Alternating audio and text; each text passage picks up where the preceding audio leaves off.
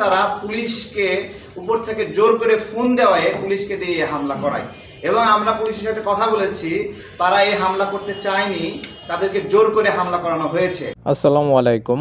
গতকাল জাতীয় পার্টির সমাবেশ করতে দেয় নাই পুলিশ সমাবেশ ভাঙচুর করে দিছে। আসলে এই জায়গায় পুলিশে ভাঙচুর করার কোনো ইচ্ছা ছিল না। জামাত ইসলামের যে বড় বড় নেতাকর্মীরা আছে তারা ফোন করে পুলিশের যে বড় নেতা পুলিশের ঊর্ধ্ব কর্মকর্তারা আছে তাদের কাছে ফোন করে বাধ্য করছে যেন জাতীয় পার্টিকে সমাবেশ করতে না দেওয়া হয়। সেই জন্য পুলিশ করছে। পুলিশের এই ধরনের ঘটনা ঘটানোর কোনো সিদ্ধান্ত ছিল না।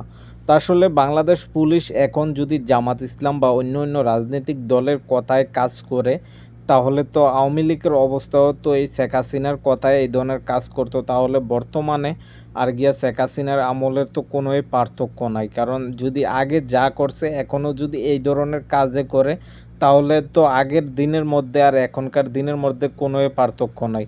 তো চলেন জামাত ইসলাম কী জন্য নিষেধ করছে যেন সমাবেশ করতে না দেওয়া হয়, পুলিশকে দিয়ে বাধ্য করাইছে, আমরা একটু বিস্তারিত ভিডিওর মাধ্যমে জেনে আসি। জাতীয় পার্টির অফিসে হামলা হয়েছে, এই তো আচ্ছা।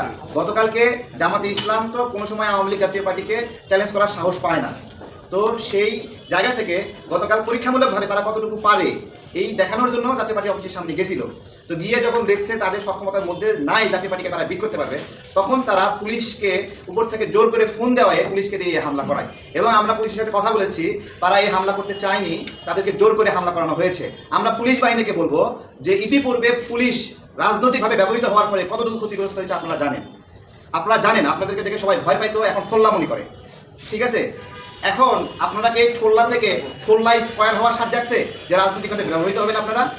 হ্যাঁ, বিএনপি প্রতিরোধ করবে না, আওয়ামী লীগ প্রতিরোধ করবে না, জাতীয় জামাত হলো প্রতিরোধ করতে নামবে না। হ্যাঁ, তারা আপনাদেরকে ব্যবহৃত করে বিভিন্ন জায়গায় প্রতিরোধ করার জন্য নামাবে। ঠিক আছে, তো এগুলোতে আর নতুন করে পা দিলে আমাদের পুলিশ বাহিনী যেটুকু আছে সেইটুকু শেষ হয়ে যাবে। রাজনৈতিক শক্তি হিসাবে আপনাদেরকে প্রশ্নবিদ্ধ আন্তর্জাতিক বিশ্বের সামনে তো প্রশ্ন দিতে হবে যে এই পলিটিক্যাল পার্টি তার রাইট কেন পেল না। এই প্রশ্ন কিন্তু পুলিশকে করবে না, আপনাদেরকে করবে। আপনারা কি জবাব দেবেন আন্তর্জাতিক বিশ্বের কাছে? শোনেন, মূল জায়গায় প্রশ্ন আসবে যে এখন কারা সরকারে আছে, তাদের হাতে পুলিশ প্রশাসন, নিয়ন্ত্রণ, আইন শৃঙ্খলা সবকিছু আছে। আমরা এই সরকারকে একটা সামাজিক চুক্তি, রাজনৈতিক চুক্তির মাধ্যমে এখানে বসিয়েছি। সেই সামাজিক চুক্তি এবং রাজনৈতিক চুক্তি দেশকে সুস্থ করার একটা চুক্তি। সেই চুক্তি অনুযায়ী দেশ সুস্থ করবে তারা নাকি অসুস্থ করবে তাদেরকে সিদ্ধান্ত নিতে হবে।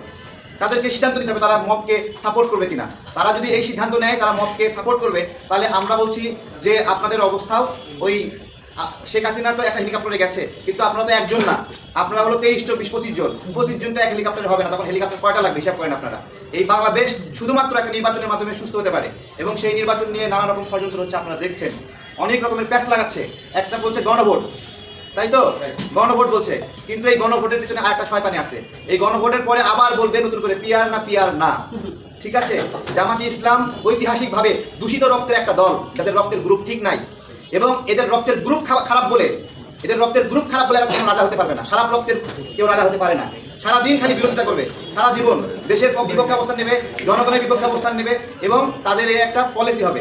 আমরা জামাতে ইসলামকে বলি সঠিক রাজনীতিতে আসতে হবে। দেশের প্রচলিত নির্বাচনের মাধ্যমে যদি আপনাদেরকে জনগণ সমর্থন দেয় আপনারা আসবেন, না হলে ওই রকম থাকবেন।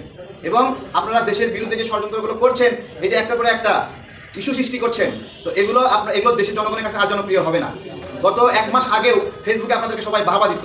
আপনারা যেরকমভাবে বট তৈরি করেছিলেন, এদেশের জনগণ আপনাদের প্রতিরোধ করছে এখন সেই অনলাইনে সামাজিক যোগাযোগ মাধ্যমে। নিজেদের অবস্থান দেখেন, আপনারা যেভাবে কৃত্রিমভাবে মানুষকে হ্যারাসমেন্ট করতে যাচ্ছেন, জনগণ বুঝতে পেরেছে। একটা আইডেন্টিফাই হয়েছে তো যে বট আপনারা, বাংলাদেশের বট কারা, বট বাহিনী কারা, তাই না? এগুলো জামাত ইসলামকে খেয়াল রাখতে হবে। আর জামাত ইসলাম যদি এই আমির হামজা, তারেক মনোয়ার এদেরকে মুখপাত্র বানাতে চায়, এরা যদি তাদের লেভেল হয়, তাদের যদি আর কোনো আলেম না থাকে, তাহলে তাদের অবস্থা কি হবে আপনারা বোঝেন।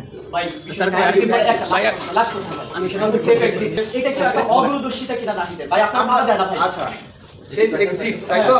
শোনেন, আজকে একটা প্রশ্ন করি যে কতজন উপদেষ্টারা নিয়োগ পেয়েছে, আপনারা বলবেন এই উপদেষ্টাদের মধ্যে ছাত্র উপদেষ্টারা বেশি দুর্নীতি করেছে নাকি প্রবীণ উপদেষ্টারা বেশি দুর্নীতি করেছে? উত্তর দিতে হবে। কাদের নাম দুর্নীতিতে বেশি এসেছে? তো যারা বেশি দুর্নীতি করেছে সেই নাহিদ আসিফদেরই সেফ এক্সিটের একটা প্রশ্ন আসছে। সুইজারল্যান্ডে আসিফের কাজ কি ছিল বলেন? সুইজারল্যান্ডে আসিফের সাথে কোনো অফিসিয়াল মিটিং ছিল? কেন গিয়েছে ওখানে? সুইজারল্যান্ডের রাজনীতিবিদরা যায় সুইস ব্যাংক অ্যাকাউন্ট খোলার জন্য। চুরির টাকা রাখার জন্য সেখানে কেন গেছে জবাব দিতে পারবে? সেফ এক্সিটের কথা বলছে, সেফ এক্সিটের কথা বললে বলতে হবে ওয়াসার নিয়োগ জালিয়াতিতে কোনো সিনিয়র প্রবীণ উপদেষ্টার নাম আছে বলেন, কিন্তু আসিফ এবং নাইদ দুইজনের নাম আছে। তারপরে প্রশাসক নিয়োগে সিটি কর্পোরেশনের কোনো প্রবীণ উপদেষ্টার নাম আছে? ওই আসিফ নাইদের নাম আছে। ওই এনসিপি মহাখালীতে মিটিং করতেছিল, ইলিয়াস ফেসবুকে পোস্ট দিছে না? আমার কথা না, দিছে না পোস্ট? তাহলে কাদের নাম, সেফ এক্সিট কাদের প্রয়োজন? আপনারা আরো প্রশ্ন করেন যে এই যে তরুণ উপদেষ্টা নামে উপদেষ্টা হয়েছে, এই 14 মাস লুটপাট করেছে, তারা নতুন করে নির্বাচন করতে যাচ্ছে, এরা যেন নির্বাচন না করতে পারে সেই প্রশ্ন করেন। একটা সামাজিক চুক্তি ছিল, যারা উপদেষ্টা হয়েছে তারা আর নির্বাচন করবে না, এটা একটা রাজনৈতিক চুক্তি বটে, এবং ঐতিহাসিকভাবে আমাদের কোনো উপদেষ্টা কোনোদিন নির্বাচন করেনি। আজকে সেই উপদেষ্টা তারা নির্বাচন করার খায়েশ করছে। আপনি ক্যাটাগরি করতে পারবেন যে 30 বছরের উপরে যারা তারা নির্বাচন করতে পারবে না, সেই সকল উপদেষ্টা 30 বছরের নিচে যারা তারা নির্বাচন করতে পারবে? ক্যাটাগরি করতে পারবেন? পারবেন ক্যাটাগরি করতে? সম্ভব?